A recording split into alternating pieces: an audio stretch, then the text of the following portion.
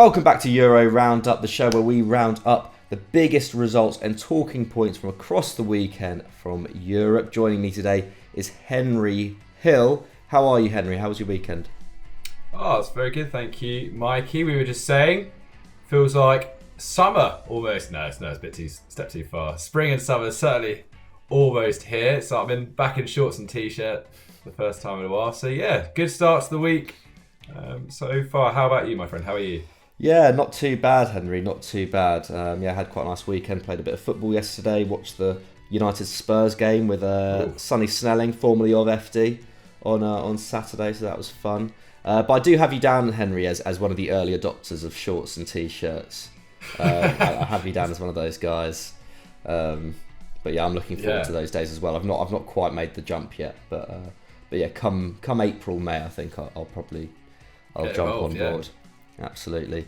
But anyway, into the show, because we have a big story to kick things off. This comes at the suggestion of @SteamMatthews. This was something that was kind of broken towards the end of last week, at the start of the weekend, but it is big enough that we need to talk about it because we haven't so far on either FD or EFD. Henry, what is going on with this? Man City apparently have a deal in place to sign Erling Haaland. Yes. I was hoping we'd talk about PSG fans booing Neymar and Messi. I was excited to get involved with that and sort of ripping into their president and whatnot. But yes, we are with Erling Haaland, a man who's not even on the pitch at the moment, but still making headlines. That's because two very reputable journalists who work for the Daily Mail, Craig Hope and Jack Gowan, who they've claimed that Manchester City have a sensational deal in place to sign Dortmund's Erling Haaland this summer. Right, I'm not going to repeat myself too much. We all know what's going on. It's got this release clause, about 75 million euros. But once bonuses, agent fees, and everything are going to be taken into consideration, it's likely the deal is going to be up to 120 million euros, some people are saying, or around 100 million pounds. The Mail claims that sources in Germany believe that personal terms have been discussed in the framework of the deal, is ready to be signed off by Manchester City's Chiefs. The same article reports that the Citizens' pursuit of a left-back has taken a back seat as a result of them going after Norwegian. And it's no secret probably that they do need that big kind of figure up top just to complete their business, even though they've got the guy coming in, Alvarez from River Plate as well. But obviously, relative to Haaland, that is a much bigger gamble and perhaps just sort of an investment for the future. Intriguing news, we've also seen Laporta come out and say that he won't sign Haaland if it means ruining Barca's finances. Also read this morning that apparently the player himself would rather go to Spain than England, which, following typical trends of recent years. But I mean, Mikey, what are the downgrades to signing Haaland? Because obviously there's so many positives, but are there any kind of things that make you worried about potentially splashing out what will be huge money, huge wages, potentially destabilising wages in terms of like structures and stuff like that? What do you think? Yeah, I mean, there could be some injuries. Obviously, are an issue. We'll get onto that, but otherwise, I don't know. He's a generational talent, isn't he? He's right up there, just behind Mbappe, really, as the top attacking player in Europe in that age group. And so aside from his kind of injury woes this season, he's been as good as ever, really. 80 goals and 21 assists in 79 games for Dortmund since signing from them now, what is over 2 years ago now. That works out to 1.3 goal contributions per game. He's got 23 goals and 6 assists in 20 games this season.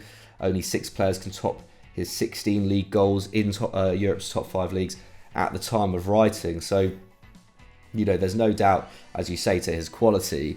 But yeah, injuries have been an increasing issue. 12 games missed last season, 17 games already missed this season. He's only played just over 1,000 league minutes. Hasn't featured in the last 5 games for BVB. And just imagine, we've talked about how Dortmund have been, pretty inconsistent and yet have still just about managed to, keep on the coattails of Bayern Munich. Imagine if he was available for the games that he's missed this term. Dortmund and City also quite different stylistically, and I think this was an issue that was discussed last year in terms of whether City, whether Harry Kane was really the best guy for City over Haaland. Obviously, they prioritised signing Kane last summer and it didn't happen. Had they done so, Haaland would have been out of the picture for them. And yeah, it's true, BVB are more of a counter-attacking side, despite averaging 60% possession a game. Man City average 68% possession. They very much are a possession team. They rank first in Europe for touches in the opposition third. Dortmund rank 38th, and it's a similar sort of difference in terms of touches in the box too. So Haaland going to City, he's going to be coming up against a lot more sitting defences, etc. Will need to would probably need to conjure his kind of creative powers a little bit more. Would definitely need to develop that side of his game. But equally, he'd be playing under Pep Guardiola, who is a master at getting the best out of attacking players. He managed to transform Sergio Aguero when he was pushing 30. And also, let's remember, he played for Salzburg, who are very, very dominant on the ball in Austria, albeit against much weaker defences. But I wouldn't have too many worries about the possibility of Erling Haaland being able to develop his game at the age of 21, if I was a Man City fan. So for me, I think this is still a no-brainer. You're signing such a ridiculously good player for if we're led to believe 120 million euros including agents fees is actually a lot less than I potentially thought, considering what Mino Raiola has demanded in the past. But what do you reckon, Henry? Would you go all in for Haaland this summer if you were City, or would you be happy to see him go to Real Madrid? Real Madrid, I'm pretty sure Mbappe is their main target, and Benzema looks honestly like he could keep going for a while, so I don't think it's a priority to get a centre forward in there. I think this is probably the best move for him. I really do. There's a vacancy, he has an opportunity to play under Guardiola, and as you say, if they were willing to spend that kind of money on Harry Kane last year, then I'm sure they can spend that kind of money on a very young Erling Haaland as well. It's just injuries which are the real concern. I think what we were saying last week, he's missed more games at Dortmund than Lewandowski's ever missed at Bayern or something like that, a figure close to it. Which is a bit of a concern, but perhaps once he's sort of fully grown, etc., these things will be ironed out. But yeah, completely agree with you, Mikey. Why not? I think he seems to say quite a lot of the right things as well off the pitch. I think he would fit in perfectly into that side, and I agree once more. I think once he's got used to it, obviously we know him for playing off the shoulder, for sort of bursting through, etc. Doesn't really touch the ball very much at all in the game, but I don't think that's an adjustment he can't make. And yeah, he's just such a natural predator in the box. I think that's where he'll really shine. Yeah, for sure. So there you have it. Me and Henry, both big fans of this move. But what do you make of Erling Haaland to Man City? Do you think it will happen, and do you think it's the best move for him and the club? Let us know down below. And let's move on to our result of the week. For our result of the week, not loads of massive scores or impactful matches across Europe, has to be said, this weekend. However, we are going to France for @Thomas_Elliot's suggestion, where Rennes delivered a beatdown at Lyon. That was 2-4. I mean, McCubbs, what can you tell us about this one?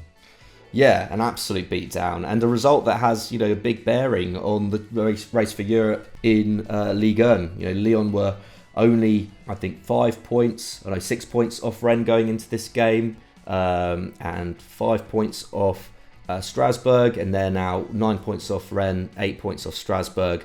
So yeah, they look, it's going to be a real uphill struggle if they want to get into that top 5, top 3 even by the end of the campaign. And we, following some pretty decent form recently, we were kind of bigging up their chances on Continental Club on Friday. But yeah, that looks like a bridge too far for them now.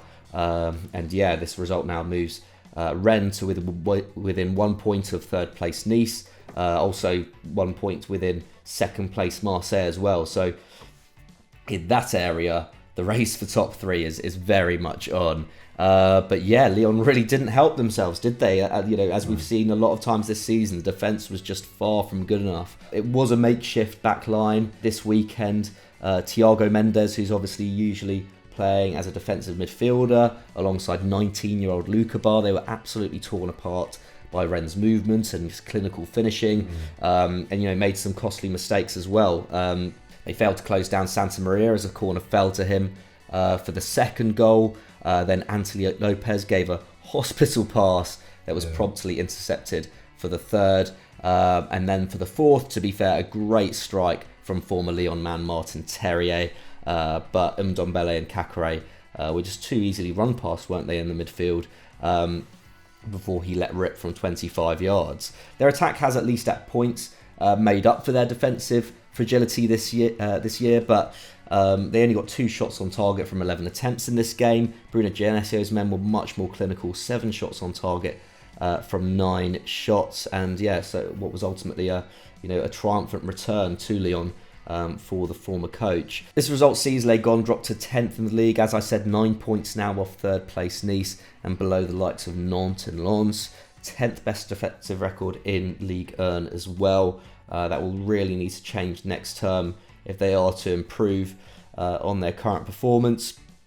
And it also asks these 2 questions about why they sold Bruno Guimaraes at this point in the season. Such a key player for them, both defensively and going forward. And they have sold a number of key players over the last 12 months as well. Someone like Joachim Andersen, who could have come in and really shored up that back line. Maxwell Cornet as well, obviously went to Burnley.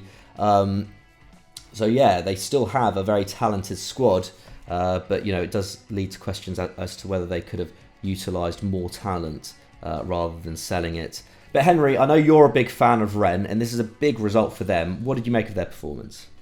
Yeah, absolutely. I mean, for all Lyon's deficiencies, this was an excellent performance from Rennes. One that I think few people were actually predicting. I mean, I said the other day that I reckon they were going to go and win this, and if you dig into their numbers a bit deeper, they've been on flames recently. They've scored 14 goals in the last 4 matches, 4 straight wins and 5 wins in their last 6. Annoyingly lost to PSG. That's the only blemish on their record this year. But I mean, they've been superb. Only PSG have taken more than their 18 points in 2022 so far. That's level with Strasbourg. And they have a lot of threat going forwards. I mean, as you said, they sort of ripped through this Lyon back line, had way too much space and ability to operate in. One of their star players, 28-year-old Benjamin Bourgeois, he grabbed a goal and an assist from the right-hand side. He's now got 6 goals and 7 assists in 28 Ligue 1 games this term. But I mean, man of the match, Gaëtan Laborde. What a really solid, excellent player he's proving to be once more. 3 tackles and interceptions, 8 aerial duels, 1 key pass, 1 assist, 2 shots. That's everything you want from your centre forward. The 27-year-old has now scored 14 goals. That's for Montpellier and Rennes in 28 games this season. His previous best was 16, so it looks well on course to topple that figure. And Rennes deserve to be exactly where they are right now. I mean, they have the second best attack by expected goals, and actual goals only 2 fewer than PSG. They're the 3rd best defence by expected goals against as well. So really solid team, forwards and back. And I'm really pleased for Rennes, because when Julien Stéphan left originally, I think there was a little bit of a worry that maybe Rennes had their moment in the sun, peaked a little bit, got to the Champions League, I think won the Coupe de France, etc. But that's a sign of a well-run club, really, that they've managed to get right back into contention, certainly for Champions League football once more. And on their current form, I would back them to go and beat Marseille in particular to that final third Champions League spot. And, they asked it in 2019-20. I reckon they could be back again. I mean, if you had to pick a top 3 in that league right now, McCubbin, who would it be? Difficult one, because they do have quite a tough run in, don't they, Rennes? That's the only thing. Monaco haven't been in great form, but they can turn up on their day. They still need to play them. Obviously, still need to play Nice and Marseille. But yeah, I'm perhaps inclined to agree. I think Nice and Rennes are the 2 more defensively astute sides there, and I think in that run-in, that may prove to be the most important aspect. I think Marseille have really impressed at points, but they are a bit more flaky at the back than those 2 sides. So yeah, I think I'm going to agree with you on this, Henry. I think Nice and Rennes are the safest shouts. There we go. Well, let us know who you think are going to get into that top 3. Worth mentioning that I thought Rennes were really good against Leicester in the Conference League. Just unlucky, certainly, to concede that last goal at the end. But anyway, let us know your top 3 in France down below. And we move on to our Star of the Week. Our Star of the Week comes in from @Liam Hawkins 1, Henry. And in the absence of Dusan Vlahovic, to be fair, Alvaro Morata stepped up for Juve, didn't he? He did. I think he's been pretty solid this season, Morata. I think, considering they basically tried to get rid of him in January, and he sort of said no. I think he's been good. But yeah, shout out Osimhen. I thought he was excellent in a 2-goal display win for Napoli. They won 2-1 at Verona. Massive game that. I mean, once again, Serie A, unpredictable. Who knows what direction it's going in. Kalulu, he's got a vital goal. Milan's 1-0 win away at, was it Empoli? I mean, that's a huge win as well. Ferran Torres was stunning in Barca's 4-0 win over Osasuna, as was Ousmane Dembele, showing no signs that he had sort of a January hiccup whatsoever. But yes, Alvaro Morata,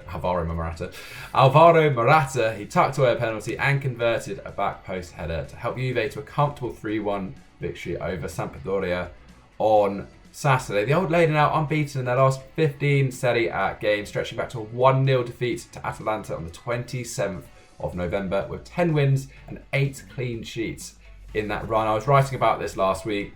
Their goals per game have gone from like 1.4 to 1.7.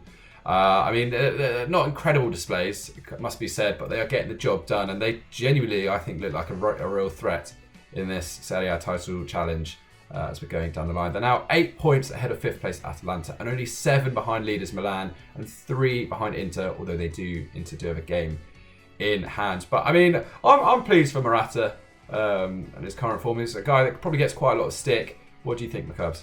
Yeah, absolutely. I think almost more is expected of him than he really is capable of producing in some ways. He's kind of proven that he's not the kind of 20 plus goal a season striker that perhaps people thought towards the start of his career, but he played a massive part of sealing this important win. In the absence of Vlahovic, him and Moise Kean actually up top, I think, did a pretty good job in a game where there weren't too many chances. They didn't really have much to work with. Szczesny as well, shout out him for a fantastic penalty save. But yeah, Morata's game looked like this: 87% pass accuracy. He made 2 tackles, which was actually the joint most for Juve. 3 dribbles, 1 key pass, 3 shots and 2 goals. So a pretty all-action display from him. Yeah, in what, like I said, was a pretty scrappy game. The 29-year-old has now moved ahead of Dybala as their top scorer this season with 8. His record across his 2 spells with Juve is pretty good. 58 goals, 37 assists in 175 games, 11 goals and 7 assists in all competitions this season. He actually spoke publicly this week and said whether he stays or goes, he'll always be the biggest Juve fan. Pretty understandable, given that was where he had his breakthrough in the mid-2010s. But Juve would obviously be hoping to get a profit on him if he did decide to leave, and they've got that €40 million obligation to buy this summer, so not sure if I see that happening. Anyway, next up for Juve, Villarreal at home on Wednesday in the Champions League, huge clash that, and then Salernitana and Inter in the league. So yes, it is really hotting up in the Serie A title race, and yeah, Inter dropped points again on the weekend, didn't they? 1-1 against Torino. AC Milan now front runners, even if Inter win their game in hand. So, Henry, any updated predictions about the outcome of the Serie A title race? Very quickly. Oh, goodness. Oh. No, I'm backing Milan now. I don't know. Who am I backing? Honestly, I think any of them could win it. It is nuts. It's really tough to call, isn't it? I still think Inter are the best team, but current form isn't great, is it? And yeah, I mean, I don't think it even comes down to who's the best team now. It just comes down to who's got the metal, doesn't it, over these last 8 or 9 games. So yeah, let us know your predictions for the Serie A winner down below, and that's all we have time for on this week's ERU. Thanks for watching. Please subscribe to EFD if you haven't done so already and you want me to see more of this stuff. Leave this video a like as well. Henry, if they enjoyed this, are there any other videos they should go and see? Yes, we made and explained about Juventus. It wasn't, I think some people maybe perhaps missed the point in the comments. It was more just an interesting look at maybe some of the nuances of the Italian transfer market, and also just like a bit of a deep dive into Juve's business strategy, how they've sort of been so successful and prominent over the last few years in a time where, where Italian football clubs, a lot of them seem to drop off, go bust, etc. Basically look at how Juventus have been so solid throughout history. So yeah, go check that out if you haven't already. Nice. Thanks for watching, everyone, and we'll see you next time. Bye.